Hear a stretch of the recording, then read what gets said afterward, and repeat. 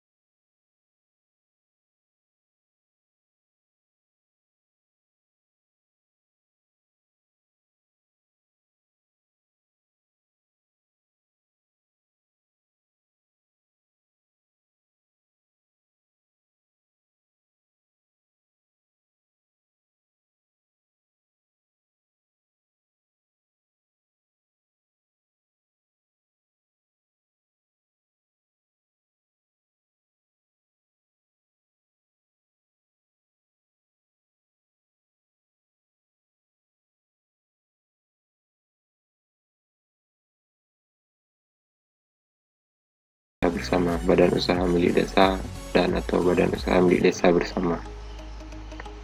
Ini ada 4, yaitu pendirian BUMDesa atau BUMDesa bersama, penyertaan modal BUMDesa atau BUMDesa bersama, penguatan permodalan, kegiatan pengembangan. Yang ke-7, pembangunan embung desa terpadu. Saya lihat pembangunan embung desa merupakan upaya peningkatan usaha pertanian. Ini untuk pangan aman tadi, bisa dilakukan untuk kegiatan-kegiatan produktif di bidang pertanian. Yang ke-8, pengembangan desa wisata.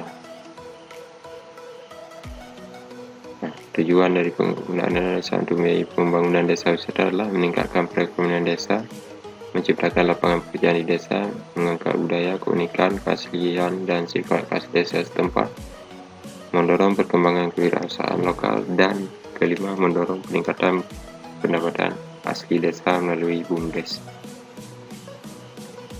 Yang ke-9, yang terakhir, pendayagunaan sumber daya alam dan teknologi tepat guna.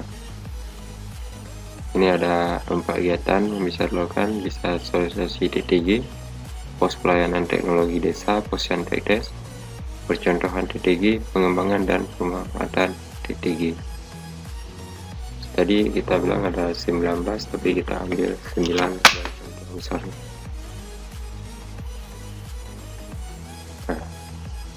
Namun ini semuanya akan diatur lagi dalam peraturan bupati atau wali kota kabupaten atau kota setempat. Ini sesuai dengan Permendes dan PDT nomor 16 tahun 2014 tentang prioritas penggunaan dana desa 2019. Terima kasih.